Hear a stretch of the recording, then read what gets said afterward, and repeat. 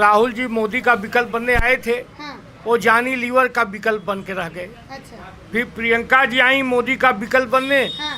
वो राहुल का विकल्प बन के रह गए। और अखिलेश का कृष्ण को अपने आप को अपने उसमें करने का क्या कहिएगा? अखिलेश जी कृष्ण का अवतार अपने को मानते हैं। हाँ। जब किसी का अपराधी का काउंटर होता है तो उसी बिरादरी के देवता की मूर्ति लगाने लगते हैं। हाँ। जैसे जब विकास दुबे का काउंटर हुआ तो परशुराम की मूर्ति लगाने लगे। हाँ। तो हमारी राय है कि अखिलेश जी मूर्ति की दुकान खोल लें, क्योंकि हम काउंटर करेंगे ही। हाँ। इस बार का इलेक्शन आप किसके मतलब क्या देख रहे हैं इस बार के इस इलेक्शन बार का में? इलेक्शन ब्राह्मणों का अगर मैं मूड समझना चाहूँ तो ब्राह्मण कह रही है कि अखिलेश यादव की पार्टी, कांग्रेस भी ये कहती है कि ब्राह्मणों का जो है भाजपा जो है वो बहुत मतलब बिल्कुल, जैसे उनका ब्राह्मण विकास दुबे है, उनका ब्राह्मण विजय मिश्रा है, और ये एक ब्राह्मण को आगे करके ब्राह्मण के लिए दशरथ विलाप कर रही थी कांग्रेस, वही ब्राह्मण भाजपा में शामिल हो गए। तो कांग्रेस मूर्ख बना रही है, और ब्राह्मण इतना मूर्ख नहीं होता। अच्छा, आप लोगों से अगर मैं समझना चाहूँ कि ब्राह्मणों का मूड क्या है तो इस पे आप क्या कहेंगे?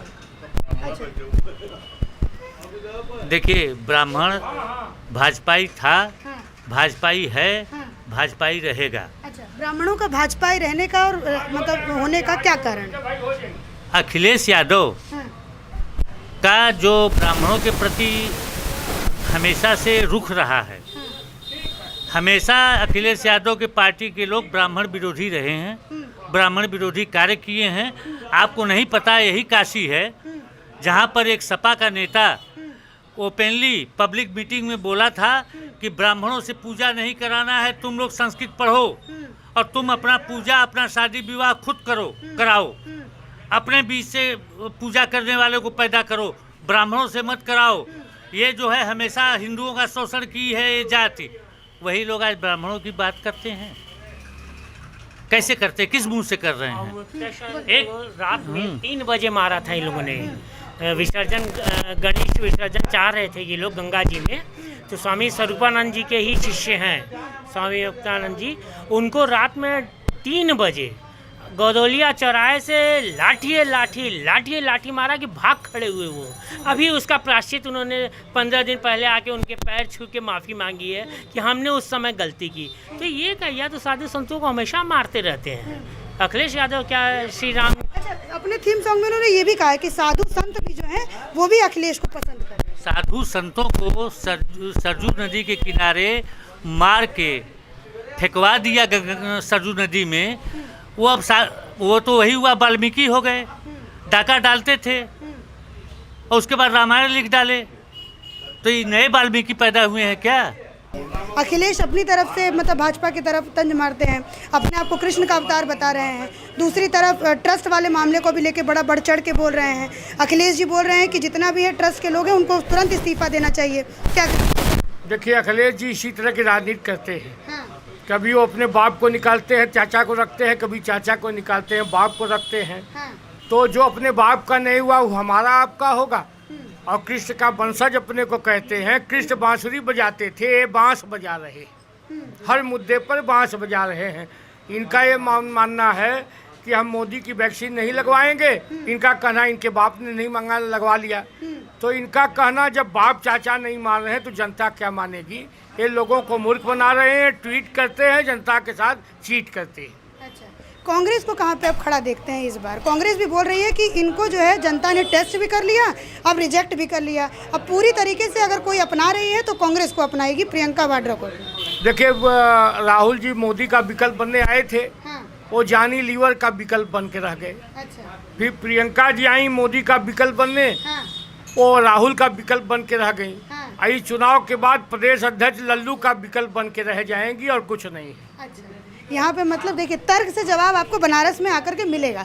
एक और चीज़ मैं पूछूंगी, ममता बनर्जी को भी अगर मैं बीच में ले आऊँ, अगर राजनीति की बात करूँ, ममता बनर्जी ने भी बंगाल इलेक्शन में कहा था कि वो पीएम मोदी के खिलाफ आके यहाँ पे लड़ने वाली हैं। क्या कहिएगा आमने सामने? ना बिल्कुल आके लड़ें। और तृणमूल कांग्रेस तोड़ी मुड़ी कांग्रेस के रूप में यहाँ दिखाई देगी। और अंत में जब परिणाम आएगा तो एक गाना था, मैं खंभा पकड़ के रोई रे बेईमान बालमा, मैं रात भर न सोई रे बेईमान बालमा, यही गाएंगी वो। अच्छा, एक और चीज़ अगर मैं पूछूं ट्रस्ट वाले मामले पे, तो ट्रस्ट वाले मामले पे अगर मतलब ये सब जितने भी नेता होते हैं, जितने भी लोग हैं, वो इस चीज़ को देख रहे हैं कि भाजपा के राम हैं और इस बार जो है अखिलेश अपने आप को कृष्ण का समझते हैं। बिल्कुल ऐसा है ना कि चूंकि अखिलेश के पिताजी ने राम भक्तों के लहू से सरयू की धरती को लाल कर दिया था, तो बहुत बड़े राम भक्त हैं वो तो। उसके बाद कांग्रेस ने सुप्रीम कोर्ट में हलफनामा दिया था कि राम सीता का कोई अस्तित्व ही नहीं है, वास्तविक नहीं है, वो भी राम भक्त हैं। ये दोनों मामा मारीच के खानदान के हैं, भेष बदल के राम भक्त बने बैठे हैं। जैसे वो सोने का हिरण बना था ऐसे राम भक्त बने हैं। लेकिन हम राम इस बार चालाक है, इस बार सीता का हरण नहीं होगा। सीता का हरण नहीं होगा। और अखिलेश का कृष्ण को अपने आप को अपने उसमें करने का क्या कहिएगा? अखिलेश जी कृष्ण का अवतार अपने को मानते हैं। जब किसी का अपराधी का काउंटर होता है तो उसी बिरादरी के देवता की मूर्ति लगाने लगते हैं। जैसे जब विकास दुबे का काउंटर हुआ तो परशुराम की मूर्ति लगाने लगे। तो हमारी राय है कि अखिलेश जी मूर्ति की दुकान खोल लें, क्योंकि हम काउंटर करेंगे ही तो उसी तरह लोगों की मूर्तियाँ लगाते रहे, मूर्ति की दुकान खोल लें। मूर्ति की दुकान खोल रहे हैं, काउंटर पे काउंटर कीजिएगा। अच्छा, जो गुंडे लोगों को मतलब ये जैसे कि अब जितने भी देखा जा रहा है कि यूपी के गुंडे हैं वो जा करके अखिलेश यादव के पार्टी को जाके ज्वाइन कर लेते हैं, तो इसके पीछे का उत्तर प्रदेश में राजनीति का अपराधीकरण नहीं हुआ, अपराध का ही राजनीतिकरण हुआ। और करने में सबसे बड़ा हाथ सपा और बहुजन समाज पार्टी का है। ब्राह्मणों का। ब्राह्मण तो खुदा भाजपा ही होते हैं। मूड क्या सभी क्या नाम है, भाजपा ही को वोट देंगे। ठीक है, लेकिन अखिलेश यादव कहते हैं और कांग्रेस भी इस बात को कह रही है कि सभी कहते हैं, कहने से कुछ होना नहीं है। सब लोगों ने मूड बना दिया कि जोगी है कि जोगी बनाइए, और वही उत्तर प्रदेश का मुख्यमंत्री होगा।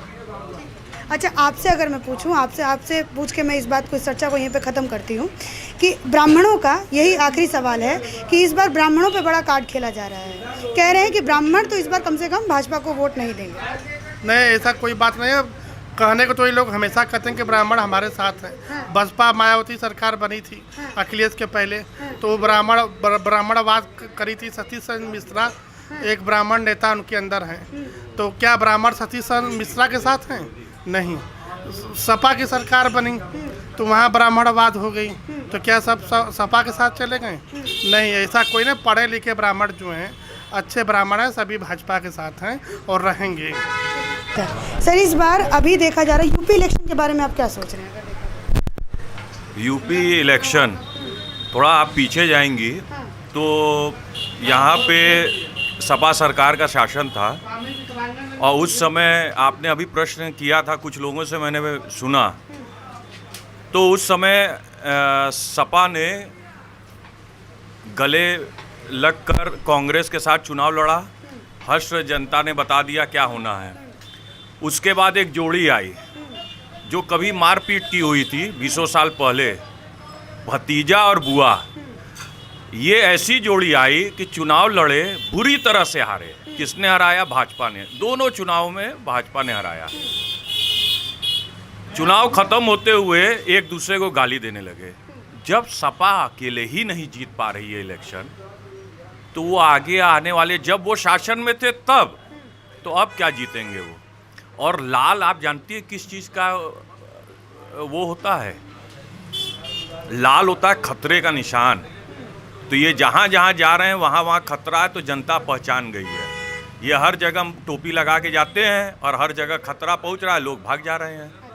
मतलब यूपी में खतरा है अगर अखिलेश यादव आ जाते हैं तो? खतरा नहीं है, खतरे का खुद ही वो लोग वो हैं, चिन्ह हैं। तो लोग उनके पास जाएंगे नहीं। जब आप काम ही नहीं करेंगे तो आपके पास क्यों जाएंगे? आप ये उत्तर प्रदेश तो पूरी तरह से लालू यादव के बिहार जो शासन हो रहा था उसी पे चल दिए थे अखिलेश, और यहाँ का भी हाल वही हो रहा था। ये तो अच्छा हुआ कि हमारे योगी जी आ गए, हमारी भाजपा की सरकार आ गई, वरना यहाँ पे भी वही उद्योग क्या होता, अपहरण, वो शुरू हो ही चुका था। हत्या, ये जितने अपराधी हैं सब लाल टोपी लगा लगा के आ जा रहे थे। और आप ये 4 साल के शासन देख लीजिए योगी बाबा का। हमारे मुख्यमंत्री जी दिन रात, सुबह से उठते हैं, हमारे प्रधानमंत्री और मुख्यमंत्री दोनों सुबह से उठ के रात तक कार्य करते हैं, बिना रुके, बिना छुट्टी लिए हुए। सिर्फ ही नहीं जाते महोत्सव मनाने। 1000 करोड़ रुपए, ये तो कृष्ण को बदनाम कर रहे हैं।